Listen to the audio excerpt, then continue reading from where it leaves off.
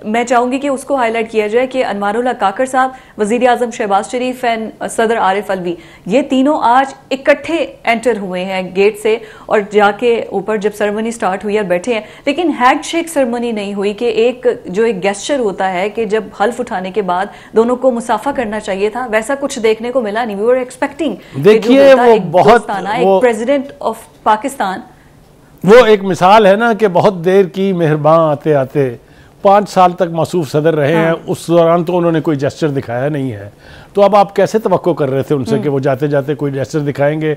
वो तो इसी बात से शायद डरे हुए हैं कि जो मैंने ओथ ले लिया है, आपको पता है ना, पहले तो इससे इनकार करते रहे हैं ना वो, उन्होंने तो वजीर आजम से भी ओथ लेने से इनकार कर दिया था पीडीएम की जब लास्ट टाइम भी नहीं लिया था जी। तो इसलिए वो इतना ही कर गए हैं। मैं समझता हूँ उनकी मेहरबानी है, गंद नहीं डाल के गए ना। सबसे बड़ी बात तो ये होती है ना कि आप गंद ना करें, कोई गंद नहीं हुआ, तो इसलिए सेरेमनी जो है अच्छे तरीके से हो गई है। लेकिन ये बात बिल्कुल आपने ठीक कही है, ये सब ने नोटिस किया कि वो जिस किस्म का के इमोशंस डेमोस्ट्रेट करने चाहिए थे, जिस तरह की बॉडी लैंग्वेज होनी चाहिए थी, वो नहीं थी, और आपने बिल्कुल सही तरीके से ऑब्जर्व किया है जी। मैंने जैसा कहा कि चलते हैं ज़रा पार्लियामेंट में, कल की तकरीरें जो हैं वो बहुत अहम थी, अगर आपको याद हो। जी जी जी बिल्कुल जी। जिस तरीके से अपने उमर अयूब साहब ने, जो अपने आप को बहुत सीजन्ड पॉलिटिशियन कहते हैं, मुंतखब होके आए हैं, पहले भी मुंतखब होके आए हैं, इनकी एक लेगेसी भी है पूरी।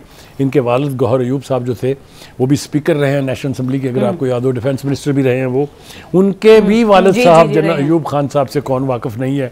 वो सारी हिस्ट्री जो है लोगों के सामने होती है जब इनको इनकी बात आती है। तो आज भी जो तकरीरें हुई हैं उसमें हॉस्टिलिटी बहुत वाज़ेह थी, और वो हॉस्टिलिटी जो है वो अनफाउंडेड है। क्यों अनफाउंडेड है, हम उसकी बात कर लेते हैं। देखिए, आज उन्होंने ये कहा कि शर्म आनी चाहिए इनको, ये जो ट्रेजरी बेंचेस पर बैठे हुए हैं, कि कौम की माएँ और बहनें जो हैं वो जेलों में गई हैं और किसी ने मुजम्मत तक का एक लफ्ज़ जो है अदा नहीं किया।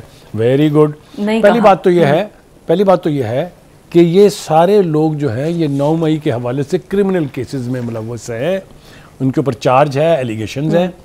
दूसरी बात यह है कि भाई साहब, जब आप हुकूमत में थे और मरियम नवाज को और फरियाद तालपुर को जेल में रात को 1 बजे रमज़ान के महीने में लेके गए थे, बाप के सामने बेटी को गिरफ्तार किया था, कोई लफ्ज़ मुजम्मत का आपको याद हो? अगर मुझे तो याद नहीं आ रहा है कोई याद आपको? वो भी तो किसी की माएँ थी, वो भी तो किसी कराची में दरवाजे तोड़ दिए गए थे जहां पर मरियम नवाज स्टे कर रही थी। तो इसलिए इनको ये बात करते हुए कम से कम अपने गिरेबान में ज़रूर झांकना चाहिए। ये बात हो गई जनाब।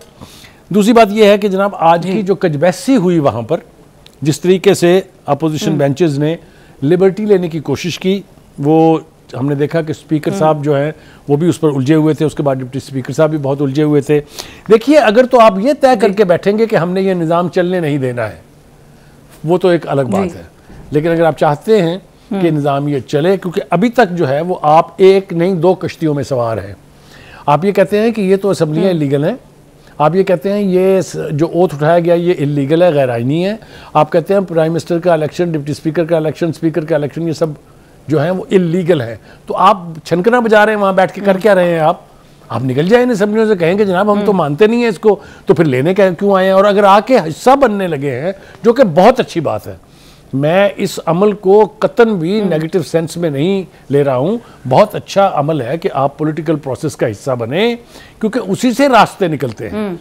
रास्ते सड़कों के ऊपर बैठ के और मुजाहरों से नहीं निकलेंगे। और मैं इस हवाले से भी बहुत पुरानी बातें नहीं करना चाहता हूँ, लेकिन आपको याद होना चाहिए कि आप खुद क्या करते रहे हैं।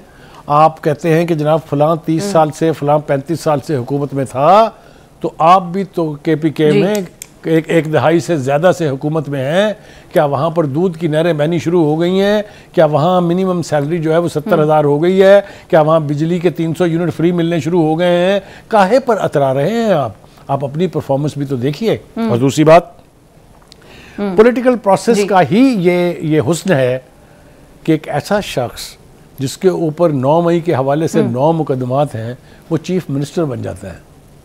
बना है, नहीं बना है जी, और आपको क्या गुंजाइश चाहिए, और आप इससे ज़्यादा किस चीज़ के मुतमन्नी हैं, या आपकी ख्वाहिश क्या है?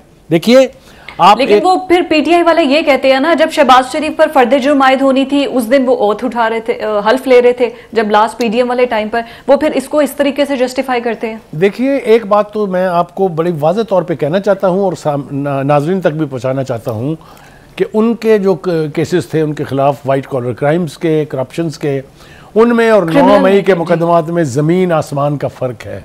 फॉर गॉड सेक, हमें भी नहीं इन दोनों को मिलाना चाहिए और किसी को मिलाने भी नहीं देना चाहिए, ठीक है। दूसरी बात यह है कि आप इसी असम्बली में बैठ के कहते हैं कि हमारी 80 सीटें हमें वापस करो, वेरी गुड, लेकिन आपने इंतखाबी उज़्ज़दारियां जो है वो सिर्फ 22 सीटों पर की हैं। तो हम आपके किस बयान को माने?